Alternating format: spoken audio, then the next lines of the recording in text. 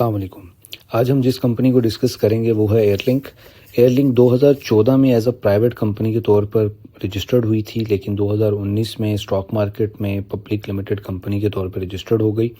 Company communication और IT से related जितनी हार्डवेयर की प्रोडक्ट्स हैं उनको दरामद, बरामद, तकसीम, शनाख्त और उनकी खुर्द फरोशी के कारोबार से वाबस्ता है। कंपनी के जो मेन काम है, जो मेन पार्टनर्स हैं वो है cellular, mobile, smartphones, tablets, laptop, accessories वगैरह जितनी भी हार्डवेयर की प्रोडक्ट्स हैं आईटी से रिलेटेड, सॉफ्टवेयर से रिलेटेड नहीं, हार्डवेयर से रिलेटेड, ये कंपनी उनको डील करती है। कंपनी के विजन की बात करें तो कंपनी टेलीकम्युनिकेशन के शोबे में एक आलमी सतह का मयार हासिल करना चाहती है और पाकिस्तान को एक तस्लीम शुदा टेक्नोलॉजी का मरकज़ बनाना चाहती है। कंपनी की मिशन की बात करें तो आला मियार और मुनासिब कीमत वाली जितनी भी मसनूआत हैं रिगार्डिंग हार्डवेयर से रिलेटेड आईटी की, वो लोगों को इंट्रोड्यूस करवाना, उसमें बेहतरी लेकर आना और उसके मयार को दिन ब दिन बेहतर करना और मुसलसल बेहतरी की तरफ जाना। अगर इस फील्ड में कंपनी के पार्टनर्स की बात करें तो सैमसंग, मी मोबाइल, एप्पल के ये सेलर भी हैं, टेक्नो के असम्बलर हैं, आईटेल के असम्बलर हैं।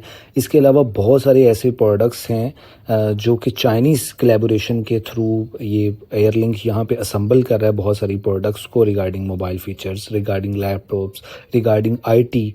कंपनी का बिज़नेस मॉडल इस तरह से डिज़ाइन हुआ है कि डिस्ट्रीब्यूशन से लेके रिटेल तक और रिटेल से लेके स्मार्टफोन की प्रोडक्शन तक, और उसके बाद अब जो नया बिज़नेस इन्होंने मुतारफ़ करवाया वो ये है कि स्मार्ट टीवी की प्रोडक्शन जो है वो भी इन्होंने पाकिस्तान में स्टार्ट कर दी है। कंपनी को ईयर ऑन ईयर बेसिस पे उसको देख लेते हैं कि 2010 में, 2012, 15, 16 में किस तरीके से कंपनी आहिस्ता आहिस्ता ग्रो करती रही है।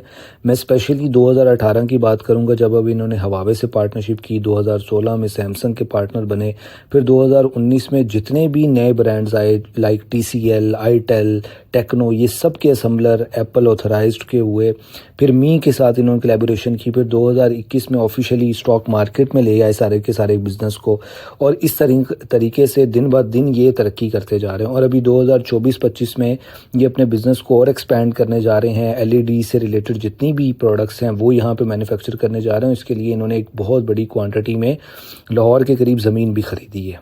अब कंपनी का स्वैट एनालिसिस देख लेते हैं कि कंपनी में जो सबसे ज़्यादा इसकी जो स्ट्रेंथ इसको मिल रहेगी वो कि AI से रिलेटेड जितनी भी नई नई टेक्नोलॉजी आ रही है कंपनी उस चीज़ को अपने प्रोडक्ट्स में मुसलसल मुतारफ़ करवाती जा रही है, जिससे इसकी कंपनी की जो प्रोडक्ट्स की डिमांड है वो दिन ब दिन बढ़ती जा रही है।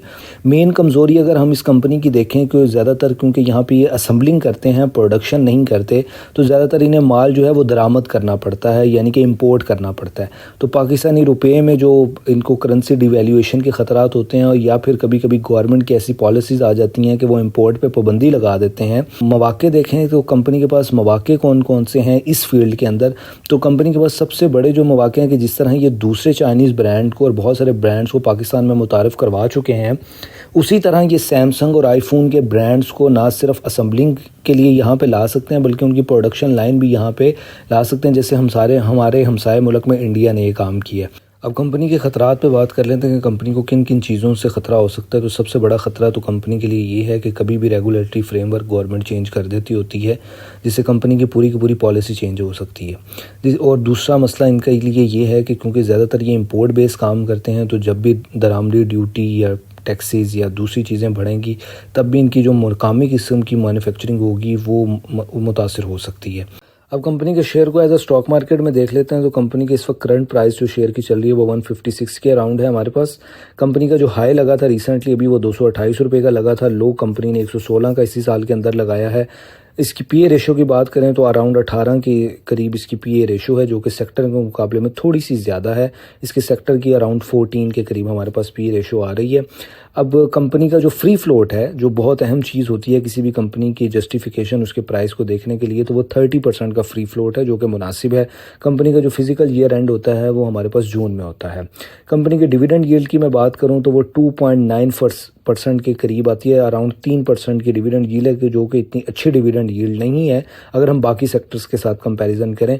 सेक्टर की भी इसके 3 पॉइंट के अराउंड ही है, क्योंकि ये डिविडेंड देने वाले स्टॉक नहीं है, ग्रोथ वाले ज़्यादातर स्टॉक हैं ये। कंपनी के अगर मैं बिजनेस को एज अ क्वार्टरली बेसिस पे देखूँ तो 2025 के पहले क्वार्टर में तकरीबन ₹1 के आसपास की अर्निंग थी। 2025 के दूसरे क्वार्टर में कुछ बेहतर अर्निंग हमें 3-3.5 रुपए की नज़र आई, फिर 2025 के तीसरे क्वार्टर में और कम हो गई, लेकिन अभी चौथे क्वार्टर की अर्निंग इसकी बहुत बेहतर आई। और ईयर ऑन ईयर बेसिस पे अगर हम देखें तो कंपनी का जो रेवेन्यू है या कंपनी के जो EPS है वो कंसिस्टेंटली बढ़ती जा रही है। अब कंपनी के एग्जीक्यूटिव बैंक देख लेते हैं तो मुसलसल हम देख रहे हैं कि जो इसके एग्जीक्यूटिव जो है वो इसको मुसलसल थोड़ी थोड़ी क्वांटिटी में, यानी कि पर्सनल क्वांटिटी में बाय कर रहे हैं। कंपनी की तरफ से कोई बाइंग नहीं आ रही।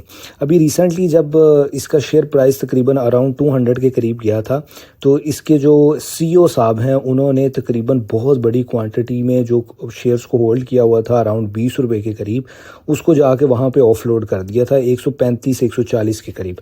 तो उस वक्त शेयर प्राइस में एक अच्छी खासी हमें गिरावट देखने के बाद फिर उसने 200 का सफ़र तय किया था, लेकिन वो जो बेसिक सेलिंग थी उसके बाद कहा जा रहा था कि एयरलिंक का शेयर यहाँ से गिर जाएगा, लेकिन वो गिरने की बजाय उससे भी ₹100 ऊपर जाकर ट्रेड होना शुरू हो गया था।